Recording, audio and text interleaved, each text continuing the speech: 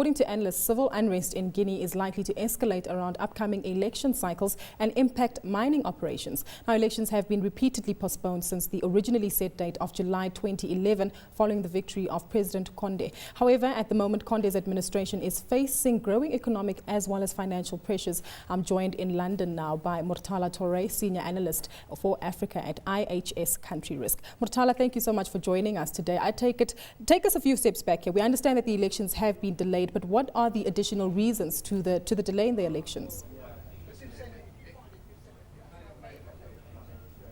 Thank you very much for having me. The political transition to democratic rule in Guinea seemed to be taking forever. We saw from 2010 when President Conde was democratically elected, it followed violence, politically motivated, as well as some ethnic undertones. And now the parliamentary election has been postponed for more than 4 times. Initially, it was meant to hold in July 2011, but now we're in September, almost halfway into the mandate of President Conde. 2015 is going to be the presidential election. He's still running the country on a transition parliament, and he's made good out of it. I mean, he's managed to pass on several policies, including the new mining code. Murtala, is this problem unique to a country like Guinea, or have we seen evidence of these kind of situations, maybe from our neighboring countries like Zimbabwe or anywhere else on the continent, perhaps? Well, I mean, for Guinea, it's not surprising. This is a country coming out of 50 years of dictatorship. And the public services is kind of crumbling, and what the country needs now is how political leaders should come together and maximize the country potential. IMF has forecasted that the country economic growth, in the coming years, should be around 4 to 5%, and this is all going to come from a mining project. And one of the biggest mining projects, that's the multi-billion-dollar iron ore project in the Simandou. It was meant to come into operation in 2015, but given several issues around the Simandou iron ore project, it's now being delayed beyond 2015. And all this will impact the country economic growth. And this is a country that has two-thirds of its population under 24 years, and it has a 60% youth unemployment. So you've seen that, first of all, the political issues it's on the one hand, socio-economic issue driving violence is on the other hand. So once they pass a parliamentary election, and I should add that if President Conde managed to win a majority seat in parliament, which I think is unlikely, if it does, then the oppositions are going to cry foul, say that he cheated the election, and we're going to see from that ensuing violence. And I think this is not what the country needs right now. Murtala, you've mentioned some solid numbers there that should this unrest continue, it's definitely going to affect the growth in the country. Not only that, but employment numbers as well. I take it this will just add on to the strain that economies that happen to support Guinea, they probably have to fork out even more money now to carry this country on even further. Yes, it did, and even the European Union, they've made a threat to the Guinean government, or if you like, saying that they're going to freeze their development support if the government and the opposition, they don't come together to hold the legislative election by the end of September to October. So that's why we're seeing that. I think for now we've seen some traction.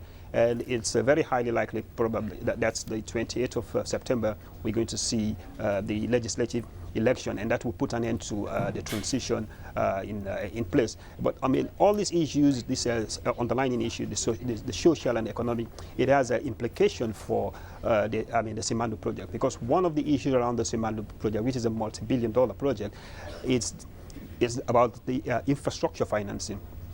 That's where politics as well as profits, economic imperatives come to head.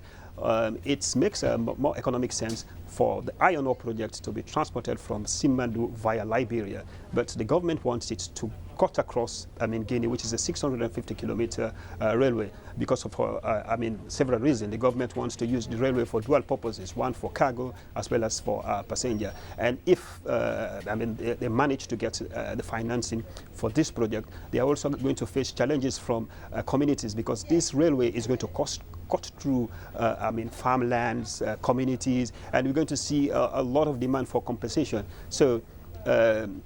So these are some of the challenges this project is likely to face in the near future. Murtala, I'm going to just ask a question here. Arabile here as well, but I just want to ask you, we've seen a lot of violence sort of happen just across Africa, and really this year hasn't been one of the best, including South Africa as well. What do you make of just the violence across the continent? Obviously, everything from South Africa to Egypt, really. And how do you think that's going to play itself out as emerging markets try to continue to build and become more developed economies?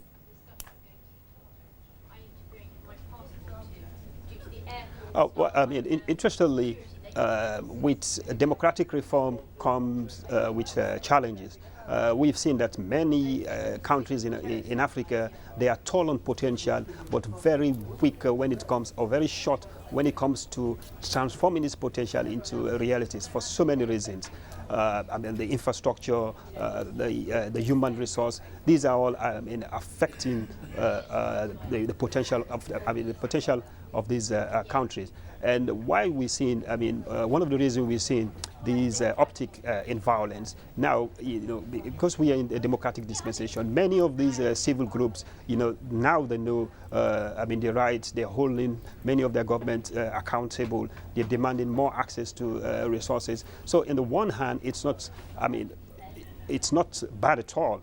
But on the other hand is whether the government has the security structure in place to contain these violence, whether the government's policy is delivering the goods to the people in order to mitigate some of these violence. We saw recently in Ghana, after the declaration of the Supreme Court over the decision against President Mahama, we saw a kind of the deployment of security around these places, discussion over a radio. We see civil group coming up with peace activity. So at the end of the day, we see it mitigates the risk that everybody was talking about, that Ghana, there might be some kind of breakdown in law and order. Murtala, I'm going to have to unfortunately interrupt you there just because we're running out of time. But we want to thank you so much for your time over there. That was Murtala Toure, Senior Analyst for Africa at IHA's Country